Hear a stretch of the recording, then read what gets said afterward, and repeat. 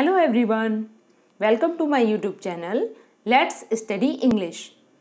आज मैं आपके लिए टॉपिक वाइज सीरीज शुरू कर रही हूँ। ठीक है, तो आज हम शेक्सपियर स्पेशल कुछ क्वेश्चंस लेकर आए हैं। ठीक है, आज हम पढ़ेंगे शेक्सपियर स्पेशल। ठीक है, ऐसे ही डेली आपको हर एक राइटर के से रिलेटेड मोस्ट इम्पॉर्टेंट क्वेश्चंस मिल जाया करेंगे।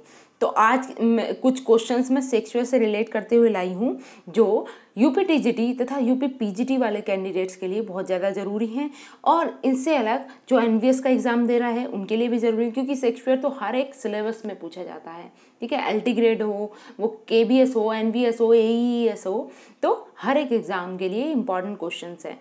तो आप बने रहिए और देखते हैं हम कुछ क्वेश्चंस को। फर्स्ट क्वेश्चन शुरू करते हैं। देखिए, सबसे इजी क्वेश्चन, शायद ही कोई ऐसा स्टूडेंट होगा जिसको इसका आंसर नहीं पता होगा। ठीक है, the total number of poem in Shakespeare sonnet, बताइए क्या होगा इसका राइट आंसर। वेरी इजी, इसका राइट आंसर क्या है? Option number B, 154 sonnet. लेकिन इसमें आपको ये बताना है कि इसमें से कितने सोनेट्स तो डार्क लेडी को डेडिकेटेड हैं और कितने सोनेट जो रिथॉसली हैं या फिर यंग मैन हैं उन्हें डेडिकेटेड हैं। तो आपको ये बताना है। ठीक है, हाँ, तो इसमें से अगर कहा जाए तो 126 सोनेट्स जो हैं वो यंग मैन कहा जाता है, या एचडब्ल्यू रिथॉसली बोला जाता है, उनको डेडिकेटेड होते हैं, और बाकी जो 28 हैं वो डार्क लेडी के लिए कहते हैं। ठीक है, इनमें से। नाउ नेक्स्ट क्वेश्चन, इसे देख लेते हैं। The first folio of Shakespeare's play appeared in, Shakespeare के प्लेज का जो फर्स्ट फोलियो था वो कब पब्लिश हुआ था? सोचिए और आंसर करने की कोशिश कीजिए। बहुत ही इजी क्वेश्चन है। यस, अच्छा, ये फर्स्ट फोलियो किसने मिलकर पब्लिश किया था? तो दो लोग थे जिन्होंने इसे मिलकर पब्लिश किया था, जिनका नाम क्या था? हेमिंज एंड कॉन्डेल। ठीक है, स्पेल आप रेक्टिफाई कर लेंगे। आई होप आपको स्पेलिंग समझ आ रही होगी। ठीक है, क्या है? हेमिंज एंड कॉन्डेल। ठीक है, इन दोनों ने मिलके ये फर्स्ट फोलियो पब्लिश किया था।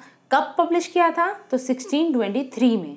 ओके, और एक चीज़ और ध्यान रखनी है कि शेक्सपियर के टोटल कितने प्लेज हैं? तो शेक्सपियर ने लिखे हैं टोटल 37 प्लेज, जिनमें से 36 प्लेज इस फर्स्ट फोलियो में पब्लिश हुए थे, और जो एक प्ले पब्लिश नहीं हुआ था उसका नाम क्या था? उसका नाम था पेरिक्लीज। एक बार मैं दोबारा लिख देती हूँ, उसका नाम था पेरिक्लीज। ठीक है, ध्यान रहेगा ये। अब आपको मुझे बताना है कि पेरिक्लीज को ऐड कब किया गया था। सोचिए और आंसर करने की कोशिश कीजिए। और एक क्वेश्चन आपके लिए है कि टोटल कितने फोलियो पब्लिश हुए थे शेक्सपियर के प्लेज के? देखिए, फर्स्ट फोलियो जो पब्लिश हुआ, एक मिनट, जस्ट अ मिनट, हाँ, जो फर्स्ट फोलियो पब्लिश हुआ था वो कब हुआ? 1623 में। लेकिन जो सेकंड फोलियो था वो पब्लिश हुआ था 1632 में। ओके, लेकिन पेरिक्लीज इसमें भी शामिल नहीं किया गया। इसके बाद 1662 में इनका थर्ड फोलियो आया। ओके, थर्ड फोलियो के दो पार्ट्स थे, पार्ट ए और पार्ट बी।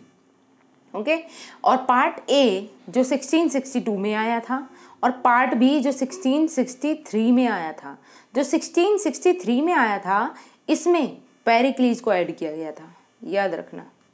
ठीक है, तो हम कहेंगे कि शेक्सपियर के थर्ड फोलियो में, शेक्सपियर के प्लेज के थर्ड फोलियो में पेरिक्लीज को भी ऐड कर लिया गया था। और उनका फोर्थ फोलियो कब आया था वो आपको मुझे बताना है कमेंट बॉक्स में आंसर करके। Okay, now next question, Venus and Adonis is a long narrative poem, long narrative poem by, क्या होगा, जैसे हम शेक्सपियर स्पेशल पढ़ रहे हैं तो सभी लोग आंसर तो आप शेक्सपियर कर ही लेंगे, लेकिन आपको मुझे इसमें एक और क्वेश्चन का जवाब देना है कि वीनस और एडोनियस नाम का एक और वर्क है, वो किसने लिखा है। इसका आंसर आप मुझे कमेंट बॉक्स में देंगे। वीनस एंड एडोनियस अगर पोएम के रूप में पूछे जाए तो किसने लिखी है, विलियम शेक्सपियर ने। ओके, और ये कब पब्लिश हुई थी, देखो रिटन हुई थी ये 15 ये रिटन हुई है 1592-93 में, ठीक है, with plot based on passage from Ovid's Metamorphosis, ठीक है। इसका जो सोर्स था वो क्या था, Ovid's Metamorphosis. Okay, now next question, Shakespeare criticism by, Shakespeare's criticism मतलब इसमें क्रोनोलॉजिकल ऑर्डर में लगाना है कि किसने सबसे पहले क्रिटिसिज्म किया है, फिर उसके बाद किसने किया है, उसके बाद किसने किया है, मतलब इसे एक असेंडिंग ऑर्डर में सेट करके देना है। ठीक है, तो क्या होगा इसका राइट आंसर,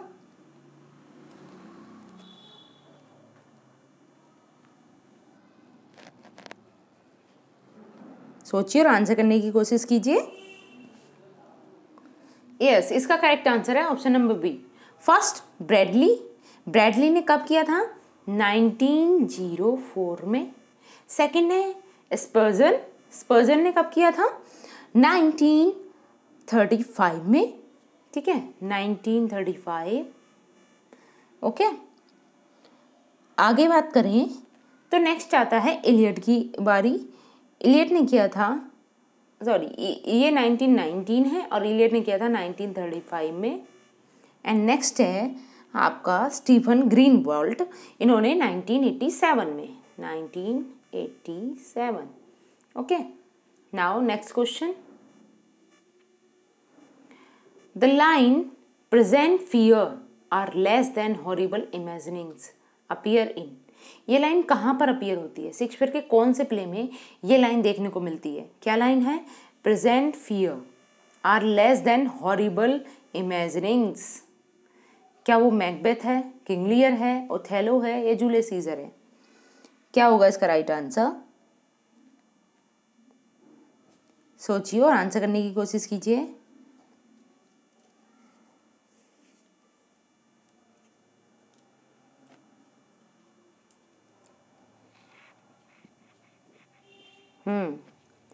इसका करेक्ट आंसर है ऑप्शन नंबर ए, मैकबेथ। ओके, और मैकबेथ कब पब्लिश हुआ था ये आपको बताना है। यस, ऑब्वियस ही बात है, फर्स्ट वॉल्यूम में पब्लिश हुआ था 1623 में।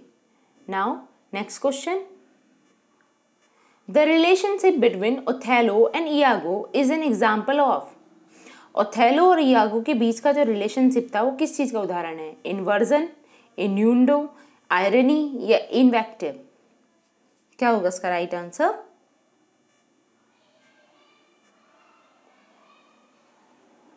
सोचिए आंसर करने की कोशिश कीजिए। इसका करेक्ट आंसर है, इसका करेक्ट आंसर है option number A, inversion. Okay, now next question, yes इसे देख लेते हैं।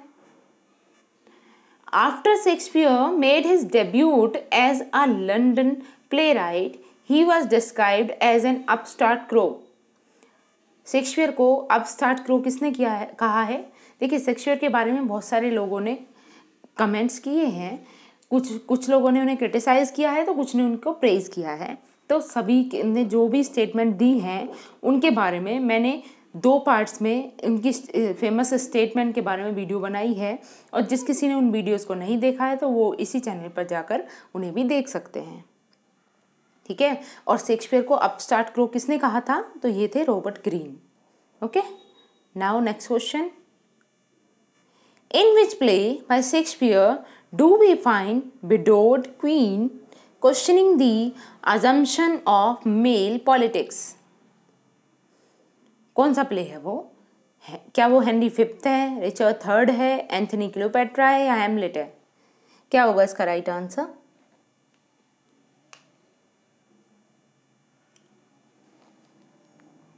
सोचिए और आंसर करने की कोशिश कीजिए।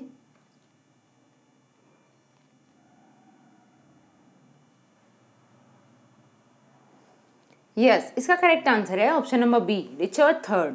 ठीक है, रिचर्ड थर्ड कब लिखा गया था? अच्छा, ये लिखा गया था 1592 में। ठीक है, और पब्लिश कब हुआ? पब्लिश फर्स्ट फोलियो में हुआ। ठीक है, now next question, rightness is all occurs in, ये स्टेटमेंट कहाँ पर अकर्स होती है, मतलब कहाँ पर है? किंग लियर में है, हैमलेट में है, मैकबेथ में है, जूलियस सीजर में है? क्या होगा इसका राइट आंसर? ये स्टेटमेंट कहाँ देखने को मिलती है हमें? Rightness is all.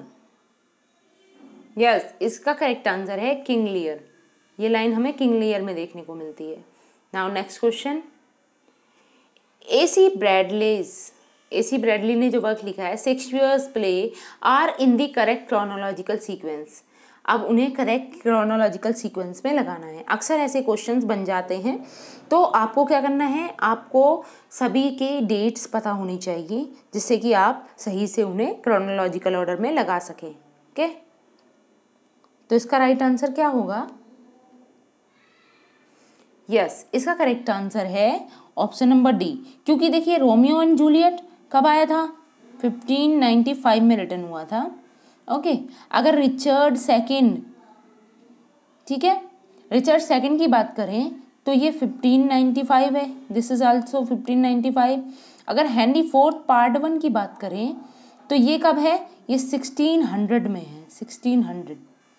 और दी मर्चेंट ऑफ वेनिस की बात करें तो ये 1598 में है। तो सॉरी, ये टाइपिंग एरर हुई है, तो 15 मर्चेंट ऑफ वेनिस को हम शुरू में ले लेंगे। ठीक है, 1598 है ये। एक मिनट में दोबारा लिख देती हूँ। मर्चेंट ऑफ वेनिस जो है, ये जो मर्चेंट ऑफ वेनिस है वो 1598 में रिटर्न हुआ था, तो इसलिए ये पहले आएगा। ऑप्शन हम डी ही रखते हैं। फर्स्ट क्या बन जाएगा? Romeo and Juliet. ठीक है, ये फर्स्ट होगा। सेकंड क्या होगा? Richard second. थर्ड क्या होगा? Merchant of Venice. And fourth क्या होगा? हेनरी फोर्थ पार्ट वन, ये फोर्थ ही होगा।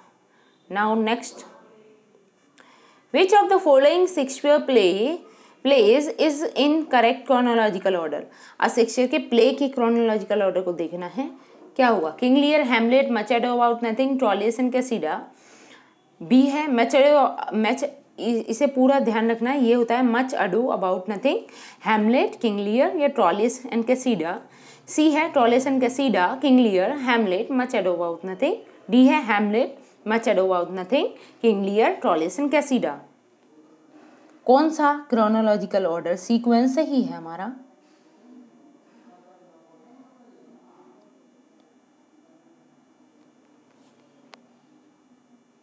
यस, इसका करेक्ट आंसर है ऑप्शन नंबर बी।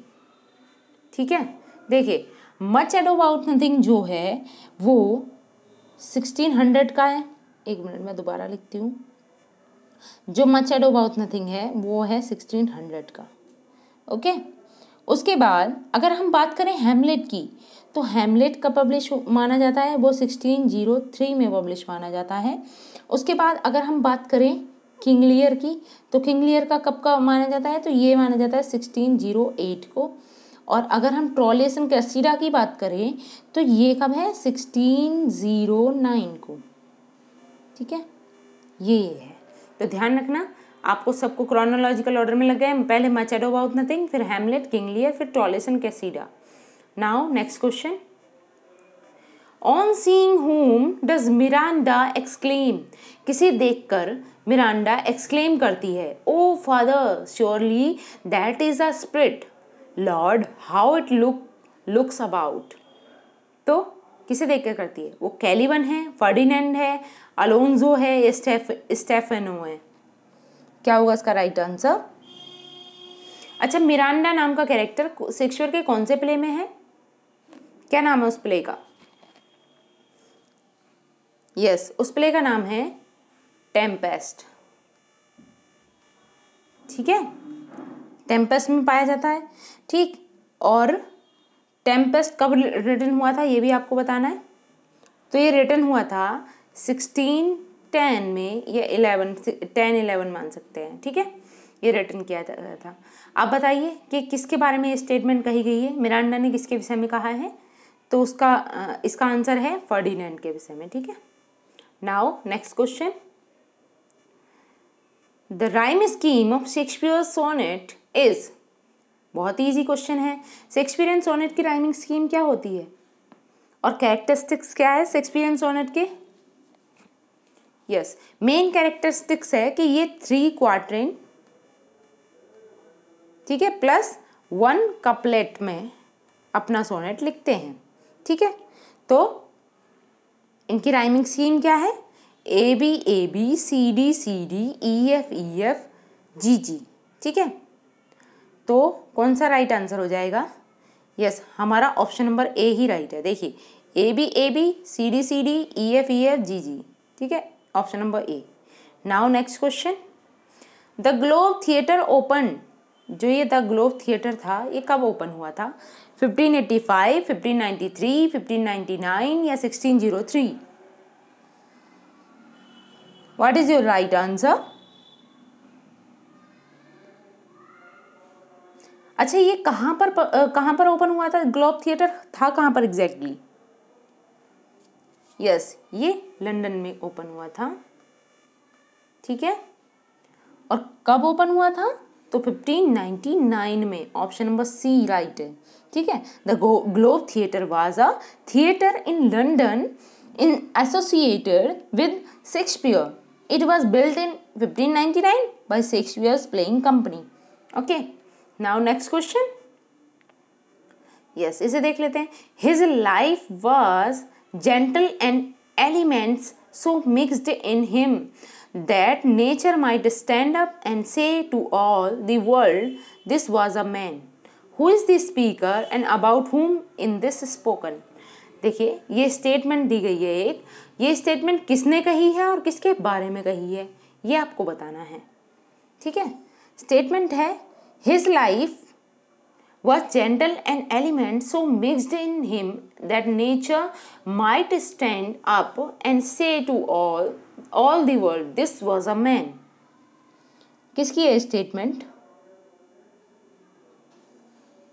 और किसके बारे में कही गई है। यस, ये स्टेटमेंट है मार्क एंटनी की, और किसके लिए, सीजर के लिए। ठीक है,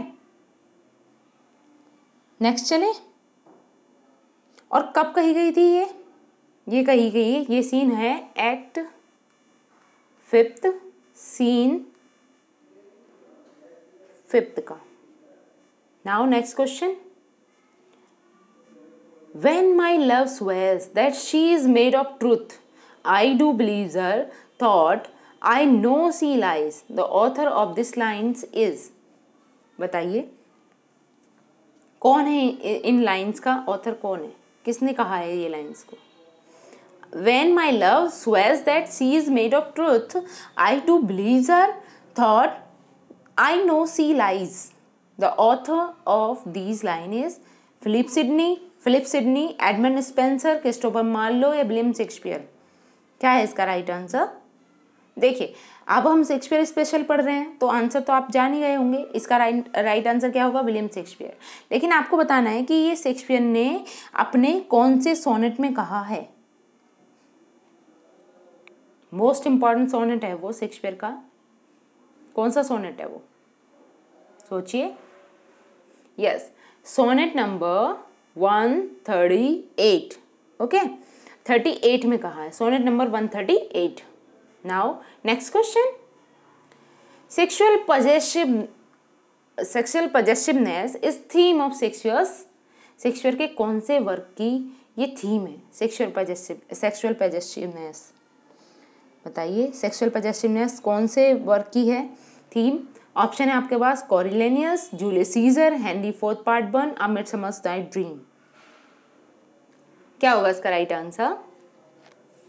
अच्छा, अगर आपसे सेक्सुअल जेलसी के बारे में पूछा जाए, यस, इसका करेक्ट आंसर है option number A, Midsummer's Night Dream. Now moving to the next question. Yes, जो मैं अभी पूछ रही थी वही क्वेश्चन आ गया। Sexual jealousy is a theme in Shakespeare's. Shakespeare के कौन से वर्क की ये थीम है, सेक्सुअल जेलिसी। अगर सेक्सुअल पजेसिवनेस पूछा जाए तो वो किसकी थीम है, वो है अभी हमने किया था, किसकी है बताइए, मिडसमर्स नाइट ड्रीम की। और अगर सेक्सुअल जेलिसी पूछा जाए तो वो किसकी थीम है, सोचिए, क्या वो मर्चेंट ऑफ वेनिस की है, द टेम्पेस्ट की है, ओथेलो की है या किंग लियर की है। तो ऑब्वियस सी बात है, बिल्कुल करेक्ट आंसर हमारा क्या है, ओथेलो, इसकी थीम है ये। Okay, now next question. William Shakespeare's Julius Caesar, Antony and Cleopatra and Coriolanus are based on. आपको इन सब का सोर्स बताना है, कहाँ से इनको लिया गया है, शेक्सपियर ने इन्हें कहाँ से लिया है, इनका सोर्स क्या है। क्या वो हॉलैंडसाइड क्रॉनिकल्स है, फोक टेल्स एंड लेजेंड्स है, ओल्डर रोमन प्लेस है, ये प्लूटार्क्स लाइव है। What is your right answer. और ये आज का हमारा लास्ट क्वेश्चन होगा, ठीक है। और इसी सीरीज में हम हर एक राइटर को कवर करेंगे और शेक्सपियर पर भी लगभग मैं 100 से 200 के करीब क्वेश्चंस कराऊंगी आपको, ठीक है। तो हम एक एक राइटर को लेकर चलेंगे डेली, और साथ ही प्रैक्टिस सेट भी चल रहे हैं, उन्हें भी आप देख सकते हैं। तो इसका राइट आंसर क्या हो जाएगा, देखिए शेक्सपियर के जितने भी रोमन प्लेज हैं ना, उनका सबका सोर्स क्या है, प्लूटार्क्स life. Option number D is the right answer. Okay, तो आपको क्या करना है, आपको डेली इस चैनल पर जो वीडियोस मिल रही हैं उन सब का रिवीजन करना है। आपको शेक्सपियर से रिलेटेड काफ़ी पॉइंट्स पर मैंने वीडियो बनाई है, उन्हें भी आपको देखना है। और शेक्सपियर स्पेशल लेकर हम बहुत सारे क्वेश्चंस करेंगे शेक्सपियर के बारे में, उसके बाद वर्ड्सवर्थ के बारे में। देन हम धीरे धीरे सभी राइटर्स को कवर करते हुए क्विज किया करेंगे। तो आपको इस चैनल को सब्सक्राइब करके रखना है, जितनी भी वीडियोज़ आती हैं उनके नोटिफिकेशन को पाने के लिए बेल आइकन को ऑन कर लेना है। ओके, और जितने भी मैं प्रैक्टिस सेट करा रही हूँ उनको भी आप देख सकते हैं इसी चैनल पर जाकर। डेली मैं एक प्रैक्टिस सेट की वीडियो भी डालती हूँ, उसको भी आपको देखना है। साथ ही मैं कुछ ग्रामर के टॉपिक्स भी शुरू करूँगी, ग्रामर के अलग से क्वेश्चन लाया करूँगी, उन्हें भी आपको देखना होगा। ओके, और अगर आप मुझे कुछ सजेशन देना चाहते हैं तो आप कमेंट बॉक्स में लिख कर बता सकते हैं कि आपको क्या चाहिए, ठीक है।